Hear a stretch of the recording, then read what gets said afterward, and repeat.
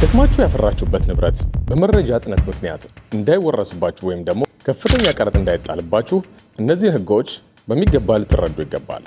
አሁን የጠቀስኩላችሁ ሰዎች 5 ዓመት አይደለም 10 ዓመት 20 ዓመት ብትኖሩም ከቀረጥ ነፃ ዕቃ ማስገባት አትችሉም። ትልቅ ውሳኔ ነው።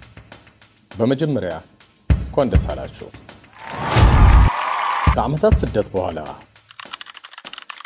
ወደ ሀገርህ ወይም ወደ ሀገርሽ በቋሚነት ለመመለስ ወስነሻል?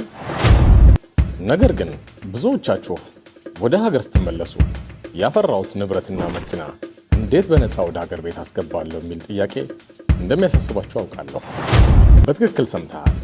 መኪናን ጨምሮ ሙሉ የቤት ዕቃዎችን ያለ ቀረጥ ካላችሁበት ወደ ሀገር ቤት ማስገባት የምትችሉበት ወርቃማ ዕድል አለ።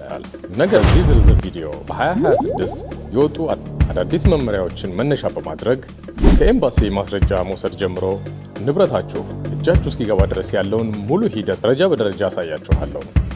በተለይም በሚድል ኢስትና በተለያየ አረብ ሀገር የምትኖሩ ኢትዮጵያውያን ይህ ቪዲዮ ስለሚጠቅማችሁ ይህም ቪዲዮ ሴቭ በማድረግ ላይክ እና ሼር በማድረግ ደግሞ ለጓደኞቻችሁ እንዲሁም ለምትወዷቸው ሰዎች በማካፈል እነሱም ከዚህ ቪዲዮ ተጠቃሚ እንዲሆኑ የአክብሮት ግብዣዬ ነው።